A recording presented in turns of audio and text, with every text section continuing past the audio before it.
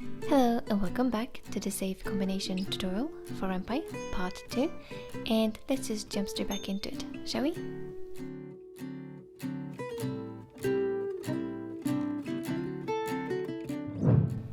Now before we go ahead and launch the game to see what this looks like so far, we're going to have to create this style events function for our sprite manager object, just to make sure that we don't get any error as soon as we launch the game.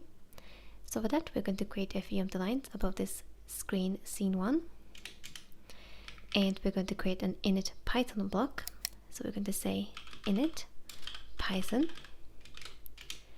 and then we're going to create the function. So we're going to say def dial events, and the event function takes 4 parameters. One of them is called event, and this argument is going to have an event object, which is going to tell us what kind of event is happening inside of our game. And then we have x and y, and these arguments are giving the coordinates of the mouse on the screen. And then we have st, which stands for shown time base, and this one represents the time since the sprite manager object was first shown. And then instead of this function, we are for now just going to add a pass statement, so that we don't have to add any specific code straight away now to this function. So now let's go ahead and save our changes and launch the game to see what this looks like. So here inside of the game, we can see that we are inside of the first scene with this background image. And we can tell that if we hover the mouse over the safe in the middle, the safe door is highlighted, indicating to us that we can click on it. So let's go ahead and click on it. And as we can see, we are now transitioning into the screen puzzle game, and here we have the safe dial and the safe text background, which is a little speech bubble, as well as the reset button right here and a back button right here. But now nothing else is really going to happen with this screen, so let's go back into the code and see what else we can do. So the next thing we're going to do is to implement a few more variables that is specifically going to help us when we are rotating the dial. So for that, we're going to go back down into the start label, and in the dial variables section, we're going to create these new variables. So the first variable is going to help us to determine whether or not we have initiated a rotation to start happening with the dial. So for that, we're going to say dial rotate is equal to, and the initial value is going to be false. So we're going to write false. And then we're going to create another variable section. So I'm going to create 2 empty lines, like so. And then I'm going to create a comment. And we're going to call this other variables.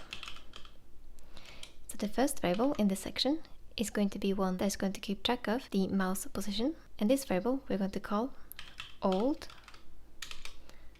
mouse pos, like so. And why I'm naming it old mouse pos instead of just mouse pos will become more clear later on. But this variable is going to have the value of 0.0 and 0.0, like this, inside of a tuple. And the next 2 variables we're going to create are going to refer to the degrees of rotation for the dial. So we're going to create a new line. And the first one we're going to call degrees. And this one is going to be 0 as a initial value. And then we're going to create another one called old degrees. So we're going to say old degrees. And this one is also going to have 0 as the initial value. So now we can go ahead and add some code into the dial events function up here. So we're going to remove this pass statement. And the first type of event we're going to check for is a mouse button down event. So that means that the user is pressing down a button on their mouse, and the specific button we're going to check for is the left mouse button. And if that is true, that the user is pressing down on the left mouse button, then we want to check if the cursor happens to be on top of the dial sprite, because if it is, then we want to initiate a rotation to start happening. So to check if the event that is currently happening in the game is a mouse button down event, we're going to refer to the event object that is passed in as a parameter to this function. So we're going to say if event dot type is equal to, and then we're going to refer to the pygame object instead of renpy to check for the event. So we're going to say renpy dot pygame underscore SDL2 dot, and then in all caps we're going to say mouse button down, like so. And then instead of here we're going to say if event dot button is equal to 1. So the left mouse button has the value 1, the middle one has the value 2, and the right one has the value of 3. And then inside of this if statement we're going to check if the cursor is overlapping the dial sprite on the X and on the Y axis, and that is going to look like this. If dial sprite dot X is less or equal to X, so the X argument right here is the X coordinate of the mouse, so we're checking if the X coordinate of the dial sprite is less or equal to the X coordinate of the mouse. And then we're going to say is less or equal to, so if the X coordinate of the mouse is also less or equal to dial sprite dot X plus dial size, and then we're going to grab the width of the dial, so we're going to add a 0 inside of these two brackets.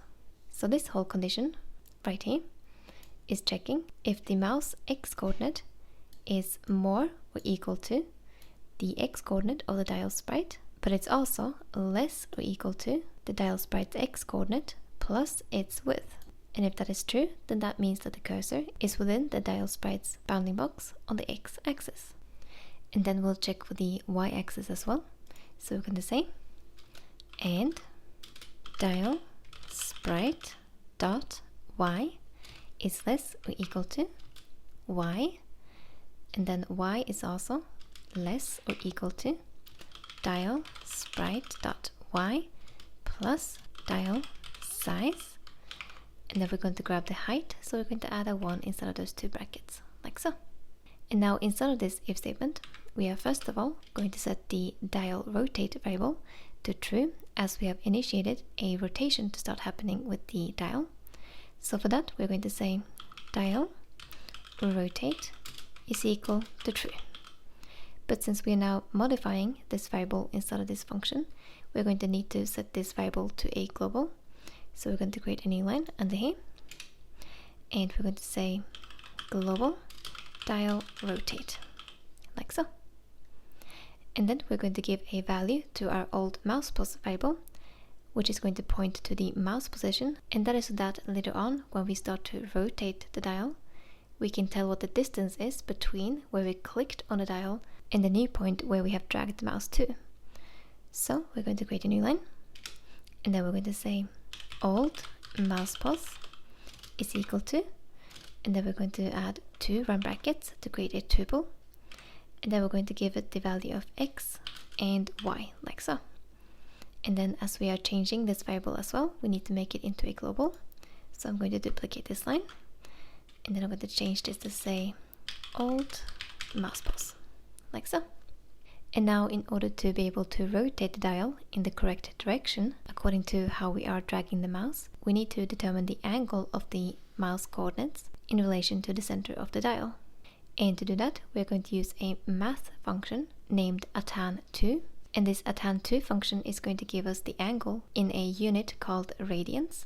But because it's easier to work with degrees rather than radians, we're going to convert these radians into degrees instead. And to do that we're going to use another math function called degrees. So to do this we're first of all going to import the math module into our project, and to do that we're going to create a new line just underneath this init Python line, like so. And then we're going to say import math, like so.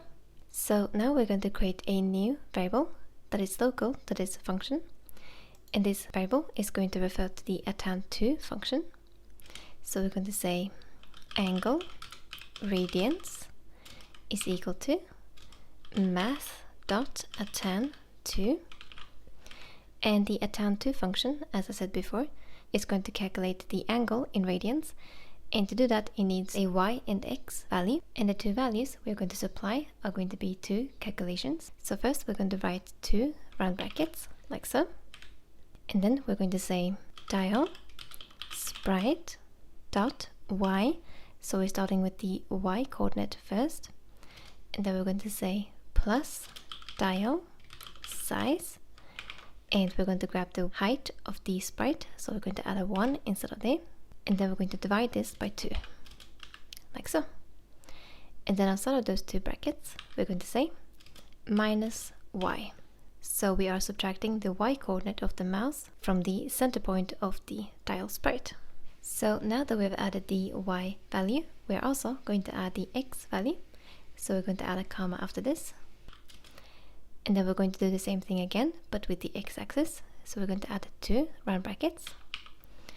And then we're going to say dial sprite dot x plus dial size, and then we're going to add a 0 instead of those brackets to grab the width of the dial, and then after that we're going to say divided by 2, and then instead of those brackets we're going to say minus x, like so.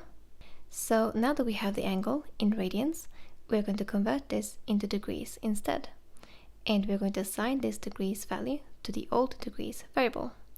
And the reason why we're going to assign it to the old degrees variable instead of just the degrees variable is so that we can tell what the angle is when we have clicked with the mouse versus what it is when we have moved the mouse to a new location. So if we click with the mouse in one location, then that angle is going to be stored in the old degrees variable, and then when we move the mouse while still holding in the mouse button to a new location, then we're going to get another degree, and if this new degree is more than the old degree, that we are rotating the dial clockwise, but if it's less than the old degree, then we know that we want to rotate the dial counterclockwise instead. So now let's go ahead and create a new line, and then we're going to say old degrees is equal to math degrees, and then we're going to supply the angle radians variable as the parameter, so we're going to say angle radians.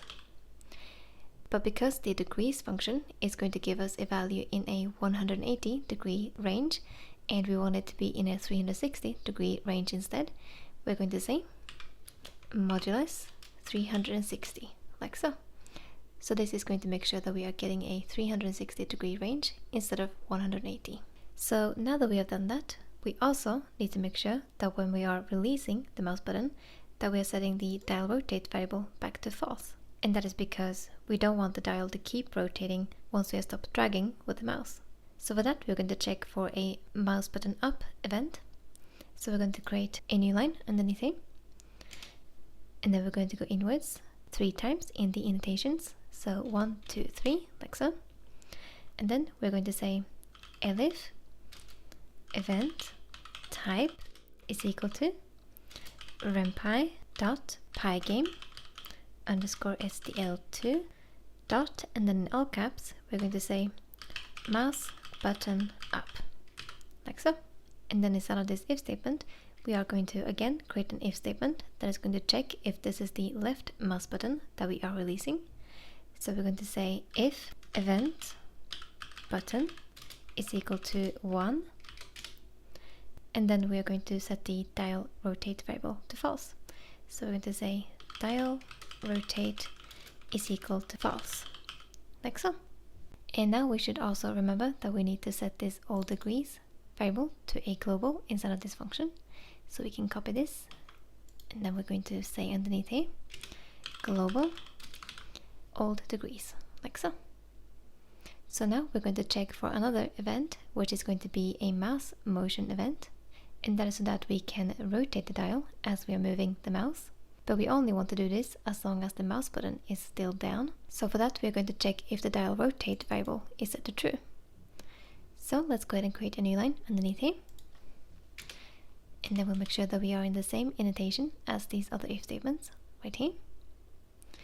And then we're going to say elif event type is equal to renpy pygame SDL2 dot, and then in all caps mouse motion, like so.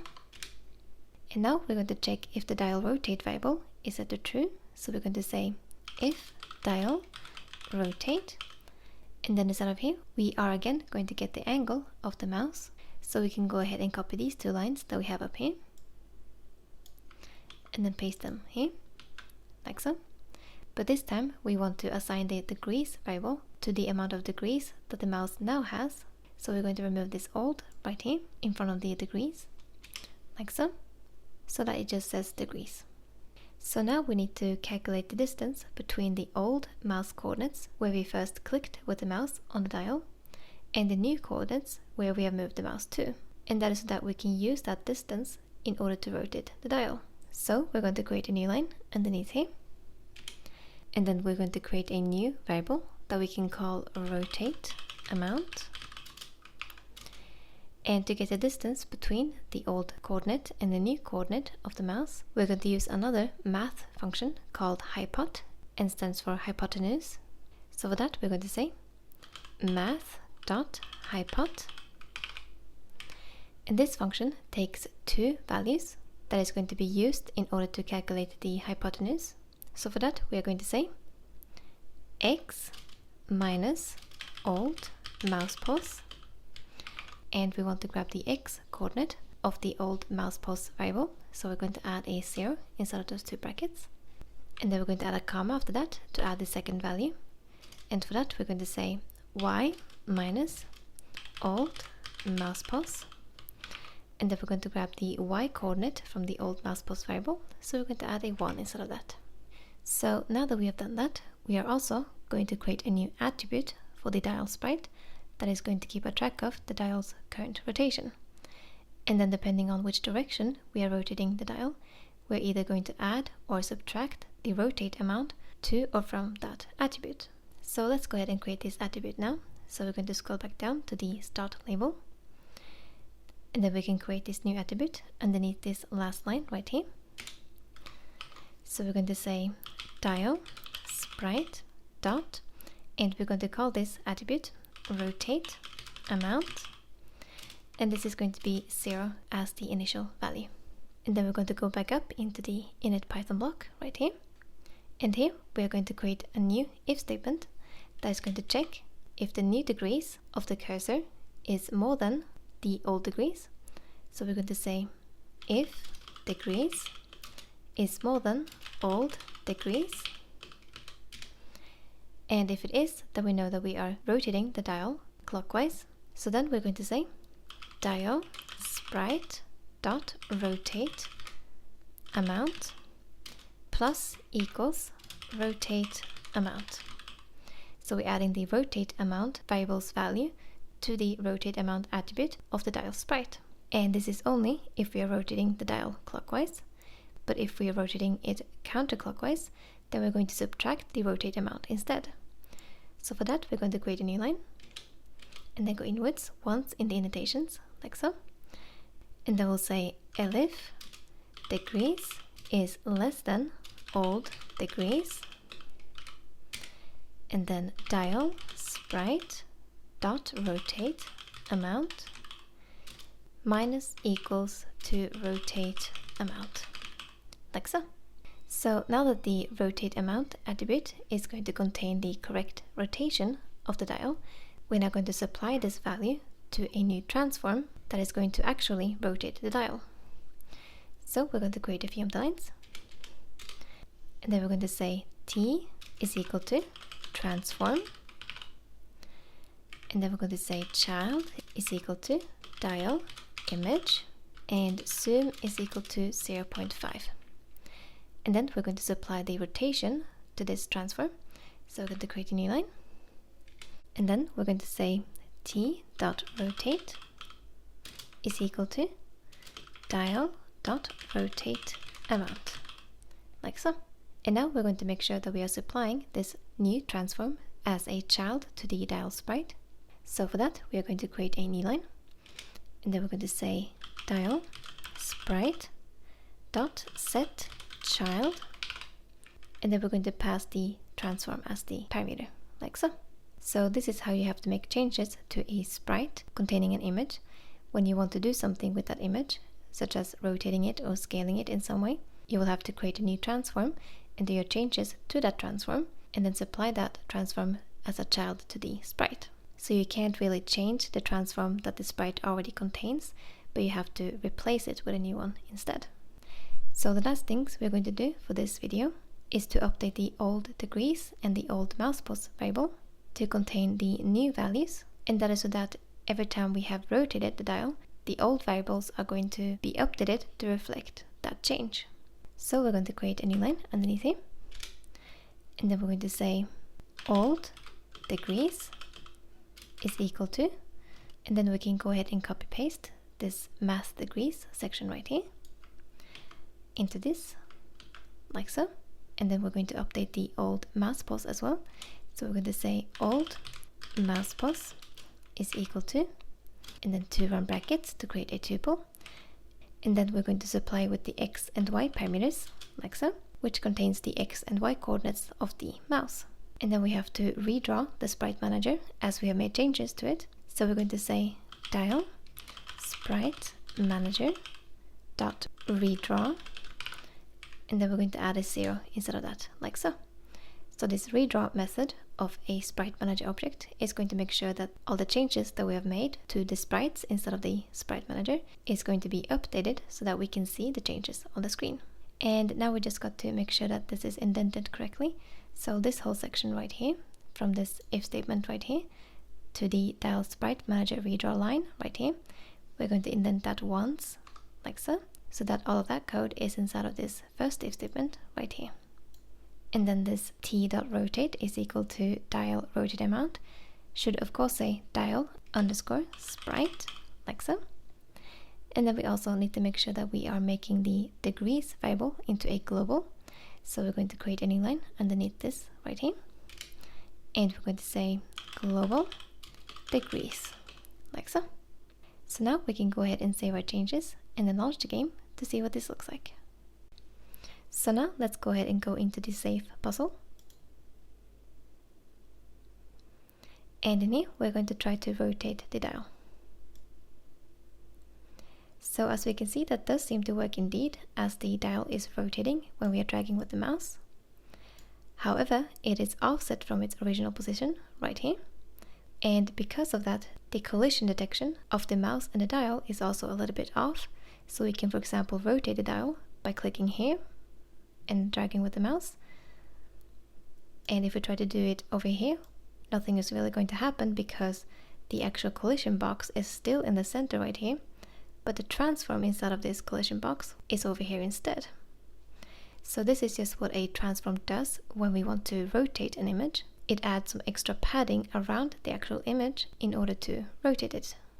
There is some settings that we can use in order to prevent that, but it is also going to come with other problems. And so to make this work for us, we're going to do something very specific. So in the next part of this tutorial, we're going to continue by fixing this dial offset problem. So thank you so much for watching, and I'll see you in the next video.